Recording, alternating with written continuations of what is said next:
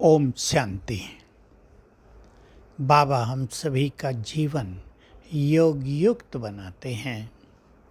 योग एक बहुत ही विशाल सब्जेक्ट है, ये बहुत गुह्य विषय है। जब तक मनुष्य स्वयं अच्छा योगी न बने वो योग की सूक्ष्मता को समझ नहीं पाता। बहुत साल ज्ञान लेने के बाद, थोड़ा थोड़ा योग करने के बाद भी लोग पूछते ही रहते हैं योग के बारे में प्रश्न।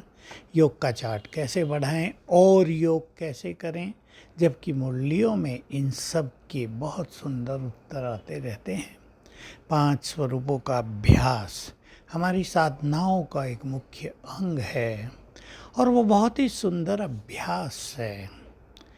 स्मृति स्वरूप होना ही योग युक्त होना है। 5 स्वरूपों में हमारी स्मृतियां ही तो समाई हैं।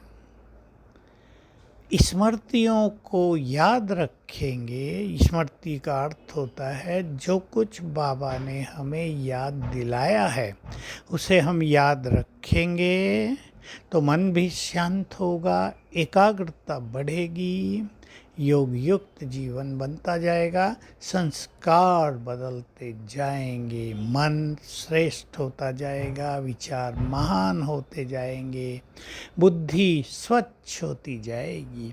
अब विचार करें, आप स्वयं एक लिस्ट तैयार करना, बाबा ने हमें क्या क्या स्मृति दिलाई है। उसने पहले तो याद दिलाया तुम हो कौन और समझ अपने को क्या रहे थे। याद दिलाया तुम्हारा घर कहाँ है, हमें बिल्कुल याद नहीं था। याद दिलाया तुम सृष्टि के आदि में पवित्र निर्विकारी देवी देवता थे। याद दिलाया कल पहले भी तुम विजयी रतन बने थे। ये स्मृतियाँ हैं। हमें याद दिलाया जिनकी मंदिरों में पूजा हो रही है वो तुम ही हो। तो हमारे सारे स्वामान बाबा ने हमें याद दिलाए, हमें उनको स्मृति में लाना है। जितना जितना उनको बुद्धि में दोहराएंगे उसके नशे में रहेंगे, हमारा जीवन स्मृति स्वरूप होता जाएगा। स्मृति स्वरूप का अर्थ होता है जो चीज़ हम बार बार याद करते हैं वो हमारे जीवन में आती है, चेहरे पर आती है, हाव भाव में आती हैं, उसको कहते हैं स्वरूप बनना। जैसे आप बैठे हैं अपने घर में शांत में, कोई 5 साल पहले की घटना याद आ गई जिसमें आप बहुत आनंदित हुए थे, अचानक आपका चेहरा खिल जाएगा। तो स्मृति आई, चेहरे पर स्वरूप आ गया। कोई 2 साल पहले की दुख भरी घटना याद आ गई जिसमें आपको बहुत कष्ट हुआ था, आप दुखी हुए थे, तुरंत दुख चेहरे पर आ जाएगा। उसको कहते हैं स्मृति का स्वरूप बनना।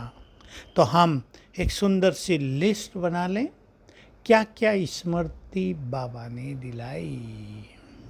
बच्चे तो मुक्त अवस्था में थे, मैं तुम्हें राजभाग्य देकर गया था, तुमने ऐसे ऐसे गंवा दिया, माया ने तुमको ऐसे ऐसे हरा दिया, इस कारण हराया है। अब इसको छोड़ के आत्मा होने का अभ्यास करो तो तुम्हारी विजय हो जाएगी। याद दिला रहा है बाबा, तुम कितने शक्तिशाली हो, तुम कितने महान हो, तुम्हारे अंदर कितनी पवित्रता छुपी हुई है, तुम इस सृष्टि के आधार हो, तुम अकेले नहीं है, अकेले नहीं हो, तुम्हारे ऊपर तो पूरा कल्प वृक्ष है, तुम सृष्टि के लिए बहुत जिम्मेदार हो। जितने जितने हीरो पार्ट चारों युगों में बजाए गए हैं वो भी तुम्हारे द्वारा ही बजाए गए हैं।